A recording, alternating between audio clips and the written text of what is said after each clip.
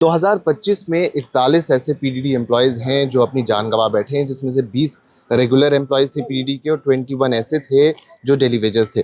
दिव्यानी राणा जो एमएलए नगरोटा है, इनका एक क्वेश्चन भी असेंबली में आया था उनके इक्विपमेंट और सेफ्टी गियर्स के हवाले से। इनसे जानते हैं, आए दिन हम सुनते हैं कि बिजली विभाग में जो लोग काम करते हैं वो इलेक्ट्रिक शॉक से या किसी न किसी वजह से अपनी जान गंवा बैठते हैं। आपका सवाल भी था, तो किस तरीके से इस पूरे सिनेरियो को देखते हैं?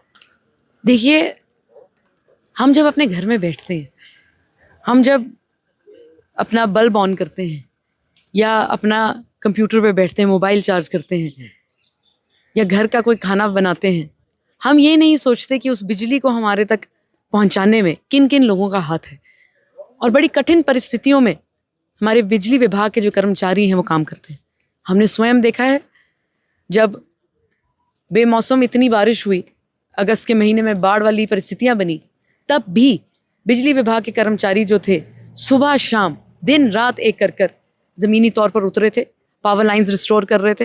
हमारी कॉन्स्टिट्यूंसी में कई ऐसी जगह थी जहां पर डैमेज हुआ था और उन्होंने रातों रात वो डैमेज जो है उसको फिक्स किया।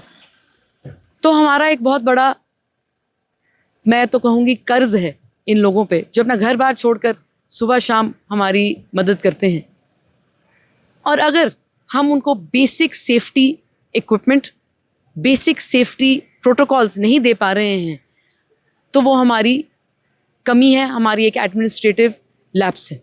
मैंने ये जो प्रश्न पूछा था, ये खास तौर पर हमारी नगरोटा कॉन्स्टिट्यूंसी में भी ऐसे दुखद हादसे हुए हैं जहाँ पर बहुत ही ऐसे अच्छे लोग, युवा लोग, जिनके आगे उनकी पूरी जीवन थी, ऐसी दुर्घटनाओं में उनका स्वर्गवास हुआ।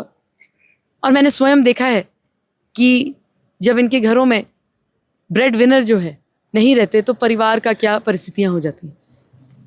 हम अक्सर बात करते हैं डेली वेजेस के मुद्दे पर, और मेरा ये मानना है कि ये बड़ा ज़रूरी है कि हम ये साझा एक दूसरे से ये बात करें कि डेली वेजर जो है वो शायद सबसे ज़्यादा कठिन काम कर रहे हैं। बिल्कुल।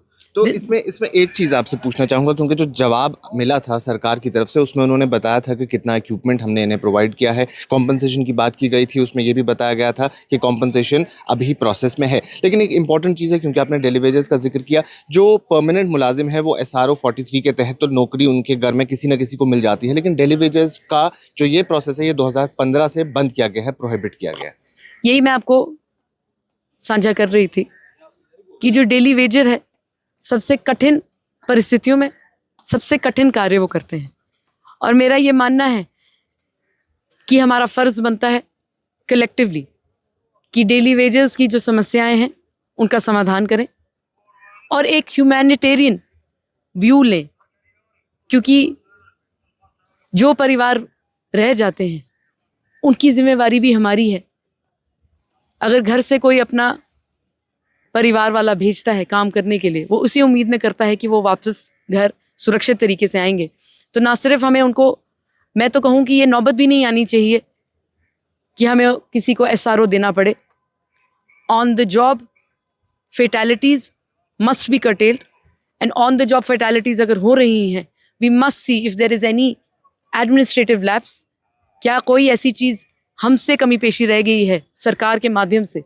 और मैंने यही प्रश्न सरकार से किया कि क्या कोई ऐसी चीज़ है जो बार बार ऐसी दुर्घटनाएं जो हैं पूरे जम्मू कश्मीर में हो रही हैं, क्योंकि आप भी तो दफ्तर आते हैं, आपके घर वालों को पता है कि आप घर वापस जाएंगे, पर जो पीडीडी के एम्प्लॉयज़ हैं उनकी सांसें अटक जाती हैं जब भी कोई घर से बाहर निकलता है। तो इसमें मेरा जो प्रश्न था वो बड़ा स्पेसिफिकली सेफ्टी इक्विपमेंट में इसलिए था कि हमें नौबत ही नहीं आनी चाहिए कि किसी का स्वर्गवास हो, नौबत ही नहीं आनी चाहिए कि किसी के साथ एक्सीडेंट हो और वो हैंडीकैप हो जाए, नौबत ही नहीं पड़नी चाहिए कि ऐसी दुर्घटना हो जिससे किसी की फाइनेंशियल तौर से लॉस हो। तो ये सब चीज़ें एक प्रिवेंटेटिव तौर पर हमने ये प्रश्न पूछा था। बिल्कुल। आखिर में आपसे जानना चाहूँगा, क्योंकि आपने सेफ्टी इक्विपमेंट की बात की थी, आपने कहा था कि सेफ्टी गियर होना चाहिए, लेकिन ये ऐसा जॉब है जिसमें रिस्क फैक्टर काफ़ी ज़्यादा है और साथ ही साथ ये ऐसा डिपार्टमेंट है जहाँ डेली वेजेस भी काफ़ी ज़्यादा है। तो क्या कोई इंश्योरेंस पॉलिसी कम से कम होनी चाहिए सरकार की तरफ से, गवर्नमेंट की तरफ से, ताकि उनको सेफ्टी और सिक्योरिटी दोनों मिल सके? देखिए, इलेक्ट्रिकल वर्क्स जो हैं वो पूरे विश्व में होते हैं। हमें हमारी खास तौर पर जम्मू कश्मीर में ये ध्यान रखना है कि जो सेफ्टी प्रोटोकॉल है वो माउंट हमने ही करना है। ये डेंजरस इतना ज़्यादा इसलिए माना जाता है कि कहीं ना कहीं एसओपीज में लैप्स आता है और उसको प्रोटोकॉल को फॉलो करना और करवाना ये सरकार का एक दायित्व बनता है। तो आप कह रहे हैं कि इंश्योरेंस होनी चाहिए, ऑफ कोर्स इंश्योरेंस होनी चाहिए, पर मेरा ये हेल्थ इंश्योरेंस है, हम सबके पास हेल्थ इंश्योरेंस है, पर हम ये भी तो पूरा प्रयास करते हैं कि हम बीमार ना हो। तो मेरा प्रश्न ही यही था कि ये जो सिक्योरिटी एक मुलाजिम को दी जानी चाहिए कि आपके पास इंश्योरेंस भी है, अगर कुछ अनटूवर्ड्स होता भी है तो आपकी family will be taken care of, but उतनी नौबत ही नहीं आनी चाहिए।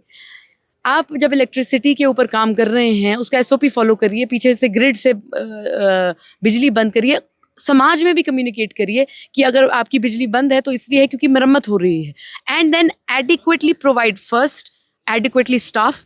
लोगों को आप नौकरियां इतनी ज़्यादा हैं, अंडर स्टाफिंग है, एक व्यक्ति 10-10 ग्रिड पे काम कर रहा है, वो गलती की गुंजाइश तब बढ़ती है जब कोई स्ट्रेसफुल पोजीशन में, कहीं उसको इधर से कॉल आ रही है उधर से कॉल आ रही है, स्ट्रेसफुल पोजीशन में काम कर रहा है, उसका टर्न अराउंड टाइम जो टैट कहा जाता है वो इतना शॉर्टन हमने कर दिया है, उसको इतना प्रेशर एक व्यक्ति के ऊपर डाल दिया है कि वो दौड़ता ही रह जाता है, यहाँ पर गलती होती है। तो सबसे पहले इस प्रॉब्लम को एड्रेस करने के लिए हमें अपनी जो जॉब वेकेंट पोस्ट हैं उनको फिल करना है, जो एडिक्वेट वर्कफोर्स की रिक्वायरमेंट है उसको फुलफिल करना है, मैन पावर को फुलफिल करना है, और साथ ब साथ इनको सिक्योरिटी इक्विपमेंट देनी है। एज एन एम्प्लॉई इनको इंश्योरेंस भी मिलनी चाहिए, and if anything untowards happens इनकी फैमिली का भी देखभाल की जानी चाहिए। Thank you so much Divyani ji. तो ये थी एमएलए नगरोटा दिव्यानी राणा जी, जिन्होंने बताया कि किस तरीके से जो बिजली विभाग में लोग काम करते हैं, पावर डिपार्टमेंट में काम करते हैं, उनका ख्याल रखने की ज़रूरत है, क्योंकि 2025 में जो सरकार की तरफ से डेटा आया है उसमें यही बताया गया है कि 41 लोग अपनी जान गंवा बैठे हैं, जिसमें 20 परमानेंट मुलाजिम थे, 21 वो मुलाजिम थे जो